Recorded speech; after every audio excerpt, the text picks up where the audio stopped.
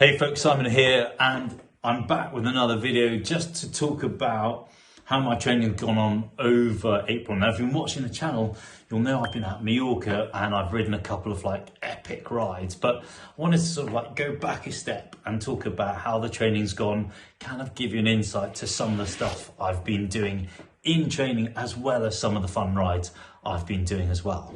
So out in Mallorca, I was out there for 6 weeks, and the first week I was out there, I'm pretty sure I caught COVID. Now, even though I tested every day while I had what I thought was a cold, nothing ever came back from the lateral flow. So I was thinking, well, it's not COVID. But when other people went home after our training camp that we had with Triforce, they all tested positive for COVID and they all had very similar symptoms to me. But interesting enough, what I found out was that my COVID experience was really quick. So if it was COVID, but I literally started off with a headache, and the next day I had a sore throat and really blocked up nose and started to develop a cough. And then the next day I had a really tough cough, but maybe fortuitously for me, the weather changed, which meant that, I just stayed in bed for 2 days because the weather was horrendous, really cold and wet. And then after that, the cough still remained, but I sort of felt really good. I didn't feel fatigued at all. And I got back on the bike and rode about 50 miles, not thinking anything of it other than I had a cold. But again, as I say, when some of my friends who'd been out there for the first week had returned home, they messaged me to say that they definitely had COVID. And from my understanding from speaking to people who are on the island and live out there, that they all had similar experiences, and they were saying that there was a microclimate of COVID that was going around at that time. I'm just really rather glad that it wasn't anything serious and I was able to carry on doing what I wanted to do on the bike. Anyway, let's just break away from that and talk about what happened after that point. Let's start off with some really cool training stats. My total riding in mileage over April was, I think it was close to 1,887 miles. The total elevation that I climbed was 88,527 feet, that's mind-blowing to me. To be fair though, I was expecting to get a lot of mileage out. So when I took the BMC out, I made sure that it was 100% ready for the job. So it had a massive service and everything had been changed on it, from cassette chain, new tyres. It was pretty much looking like a brand new bike. Now, when I was out in Mallorca, I really wanted to do a couple of things that meant a lot to me to show me that my training was working. And obviously, because I was being fairly cautious after being told by friends that potentially I'd also caught COVID too, I decided that I wasn't going to push my body super hard before I went out and did the 312. Or at least I'd give it a little test and see how it got on. So I went and rode Sarcolobra, and I just did what I would term as a high tempo effort up there, and did it in about 35 minutes, which was, in my mind, it gave me the confidence that actually whatever I had, I'd recovered from it okay. My heart rate, when I looked at it, was at the right level. So I was holding about 165 for most of the effort all the way to the top. And I felt okay after riding up Sarcolobra. So I wasn't knackered, I didn't feel knackered the next day. So that was kind of a little test. So I'm rather sad that I didn't give it more of an effort, but I think it's just to be really sensible. So when I originally started this year, the idea was to crack up Sarcolobra and give it the best effort. But I also had, in the back of my mind, an idea that I really wanted to ride around the island as quickly as I possibly could. So I had to weigh up in my mind which one I wanted to do the most. And given the fact that in my mind, I'm more of a long distance cyclist with that focus on riding these distances at a really strong pace, I decided to drop my goal of doing the hardest effort I could up Sarcolobra and save myself to go around the island and give that my best shot. So a week before the 312, the weather was looking really good and I felt pretty okay. And I decided to make a decision. So if you watch my YouTube video, I'll put a link underneath this video about the 312 and my ride around it. I decided to make a decision because, again, I was being fairly careful about what my body was telling me, and it was telling me some good signals, but I wanted to make sure that I had an option, or gave myself an option once I'd done part of the route. If I wasn't feeling great, I was going to make a decision to ride across the island. But as I rode into the ride, I realised actually I was feeling pretty decent. So I just carried on. And I guess this is the experience that I have as a coach and a cyclist and someone who's been doing this for a while now, is that sometimes you are really dialed into how your body feels. And I knew when I was doing my loop around the island that I was feeling pretty decent. Anyhow, so what I wanted to talk about was the actual ride itself, because this was a magic opportunity to ride around the island on what was a beautiful day. And also it was a really good test for the BMC, because I'd done this before about 3 or 4 years ago on my Giant Propel, which, with greatest will in the world, the Giant Propel is not designed to do long distance riding. And I want to see how the BMC performed over the ride. And do you know, it just never disappointed. It was just sure and positive and comfortable and fast. It was just a really good ride. So let's do some stats from riding around the island of Mallorca. So it was 196 miles with just over 13,000 feet of climbing, and I rode it in a little over 11 hours. Now, again, if you watch the video, I didn't stop for very long on any of that riding. It literally was to pick up more water, grab some extra food, and then just crack on. And again, if you watch that video, you'll understand why I did it that way.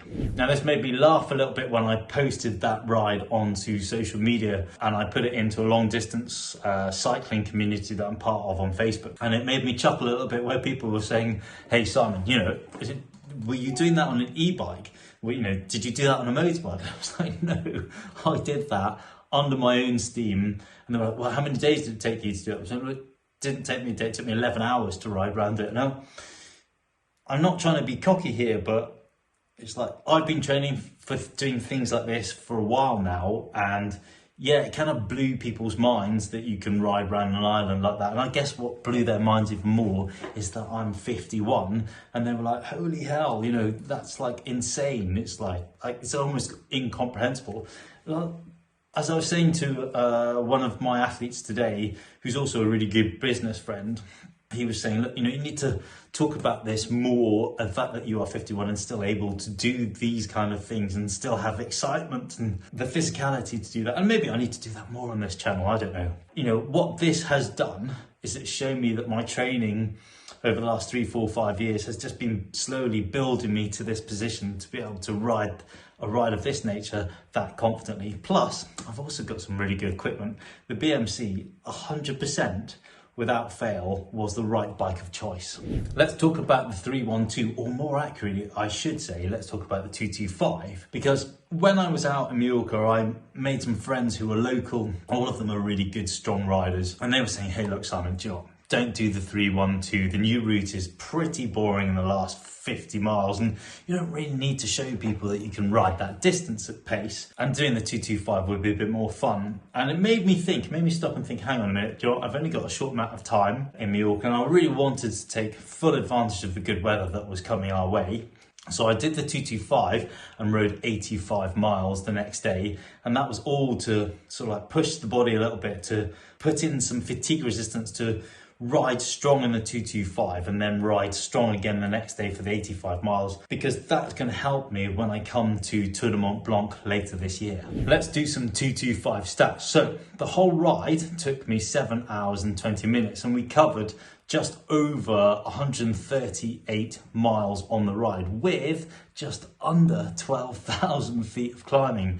It's chunky and it was quick. So we were riding close to, when I say this out loud, it seems a little bit crazy, but we were riding at 18.9 miles per hour as an average pace right through the whole of the 225, which is strong and confident. I was really happy with that. And then the next day I rode 85 miles and I toned the effort down a little bit, and I rode at sort of like a strong aerobic capacity pace. So I was still riding around about 18 miles an hour. What I was trying to do on that ride was just add more fatigue onto the body, but also push myself a little bit so that when I get to Tour de Mont Blanc, as a good friend of mine and coach says, it's the last 5 hours in the Tour de Mont Blanc that you really need to develop that sort of like mental and physical robustness. And this is the whole reason why I decided to do 225 and then the next day go out with that fatigue from the 225 on the body and do 85 miles the next day at a good, strong, confident pace over hilly terrain, because I wanted to see how my body would react to adding that even more amount of training and fatigue on top of it, and handled it pretty well. The one thing that has taken a massive hit over April was strength training. I hit the gym a couple of times for the first 2 or 3 weeks that I was out in Mallorca, because we were staying in a complex which had a pretty decent gym. But then after that, I've really not hit the gym at all, which is, in my mind, it's a shame, because I built up a lot of strength, and now I'm back home here in Devon. I'm hitting the gym today because I know the value of my strength, and it is the thing that's been ringing in my ears a lot over the last month. It's like when people are saying, "Hey Simon, you're strong on a bike. Why do you think that is?" Well, yes, okay, my training on the bike has been really good, but the one thing I keep putting it down to is that I'm lifting heavy and strong in the gym, and that plays dividends in my ability to keep churning out the power sort of over the hours and riding long distances. If you look at the body of evidence in science itself, it says strength training allows your body to continually put more and more power out over time, so it's making you way more efficient. And this is the thing I talk about a lot at Velo when people come on board and they're being coached by me or by a program off me. Is that, look, if you want to be a good cyclist, it's not just about riding your bike all the time, it's about getting in the gym and doing specific strength training work, because it's going to make you more robust, it's going to give you more power, it's going to allow you to be more conservative with that power over time. And the last thing I wanted to talk about is my weight. Now, you'd expect with all that mileage, I'd have dropped a hell of a lot of weight. Now, here's the thing, I haven't. I've actually maintained where I was. So I was about 67 kg when I left the UK, and I'm still 67 kg. Now, there's part of me that, if I'm really honest with you, in the interest of being as open and honest with everybody watching this channel, is that I kind of took my eye off the ball on my diet a little bit, and that's okay. I'm not worried about that. It's not like I'm massively overweight.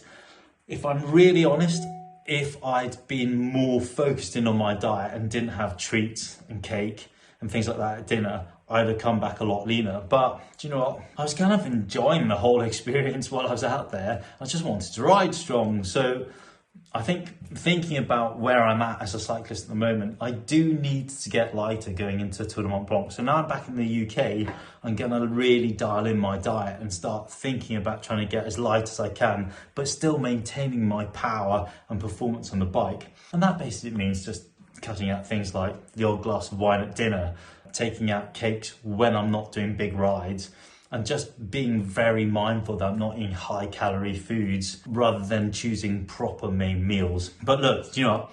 I keep saying to a load of people when they ask me about diet and nutrition, it's like, if you're fairly lean, not super lean, but if you're fairly lean and you're still able to put out power on the bike, you still have a lot of energy on a day-to-day basis, your sort of libido's in a good shape, and you're not getting cut or coming down with a lot of colds, you're probably at a really good body set point anyway.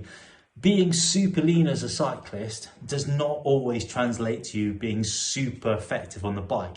You need to eat to perform well, and need to eat and feel well to support your immune function, to support your ability to recover quicker. And very often, the people that are super lean are the people that are always teetering between being ill and slightly broken. Now, with my mindset and the way I'm trying to do my training at the moment, I know I could probably go from where I am around about 67 kg down to about 66.5 kg and be at a healthy weight for that. But again, this is where diet and nutrition is so individual, and I think this is where a lot of people get it wrong. But do you know what? I'm going to do another video all about that, because I've been asked so much over the last month about diet and nutrition, and what works and what doesn't work, that maybe I need to do another video all about not just what to eat, but how you approach your diet in different ways to get the best out of it, so you can feel better for your training, recover better, and still lose weight. Right. That's it for this week. I hope you've really enjoyed this video. It's just, these videos are really just like an insight into what I've been doing and where I am with my training. I hope you've liked it. If you have, hit like. If you haven't done already, do me a favour and hit subscribe, because that helps grow the channel out. And if you've watched any of my other videos or you want to ask me a question, stick a comment in the comments box below and I'll be back next week. Thanks for watching.